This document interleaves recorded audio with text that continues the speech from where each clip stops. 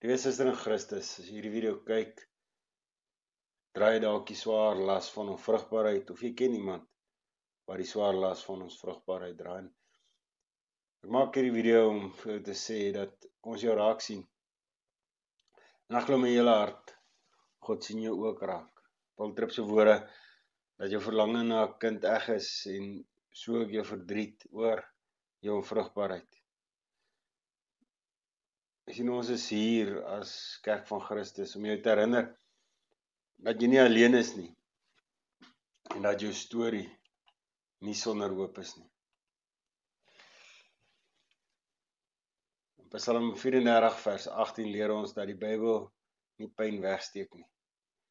Psalm 34 vers 18 sê, die Here is naby die wat gebroken is van hart, en hy verlos die wat verbrysel is van gees. Jy sien, God is naby jou, selfs in jou diepste beproewing, selfs in jou diepste seer. En onthou dit, onvrugbaarheid definieer jou nie.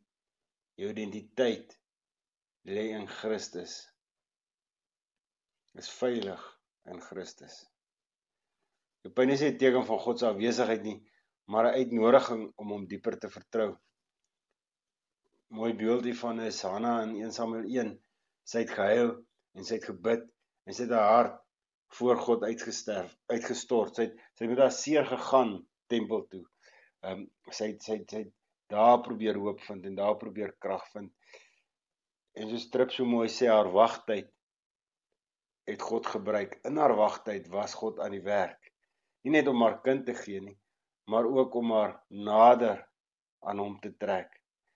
En dit is hoekom ons onsself moet anker in God se woord, want in daai wagtyd, in die tyd tot God toelaat dat ons bevrug word, in daai tyd is God nie afwesig nie, maar hy is besig, en dit moet ons vul met hoop en krag. Romeine 15 vers 4 sê, die skrif gee vir ons die volharding en bemoediging.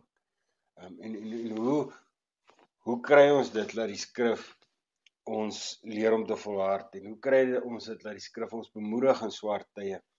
En die maniere is om te mediteer oor God se beloftes, oordink dit, lees dit, oordink dit, en bid dit vir hom. Tim Keller leer so mooi dat ons God se beloftes moet terugbid vir hom.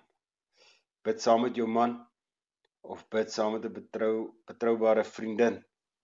Moenie bang wees om godvrugtige berading te soek, of om jou emosies Bybels te verwerk nie. Hanna het kerk toe gegaan, Hanna het na die man van God toe gegaan, met haar seer. Dis waar sy hoop gevind het, dis waar sy ook haar deurbraak gevind het. So bring dit na jou geloofsfamilie toe.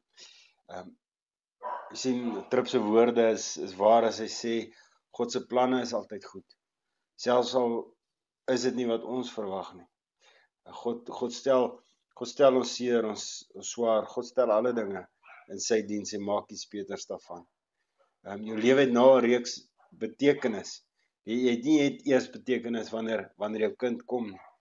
Jy is geroep om lief te hê, jy is geroep om te dien, en Christus te weerspieël. Of jy nou 'n kind in jou arms hou of nie, vertrou dat God 'n pragtige storie deur jou pyn kan skryf. Paul Tripp se woorde. Leun op jou kerkfamilie. Laat hulle vir jou bid en hierdie las saam met jou dra. Adams vergelyk Galasiërs 6 vers 2 en bring dit in hierdie gedeelte. Galasiërs 6 vers 2 roep ons om op mekaar se laste te dra. Hou jou oë op die ewigheid. Jou uiteindelike hoop is nie in hierdie lewe nie, maar in die heerlikheid van Christus se wederkoms.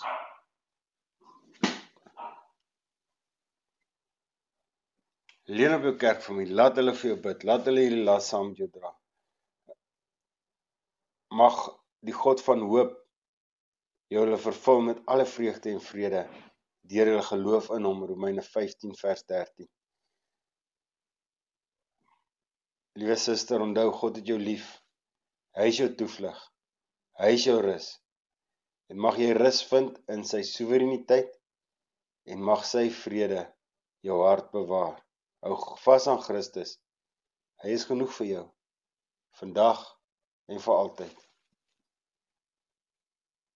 Onthou, God het jou lief, en jy is genoeg in Christus.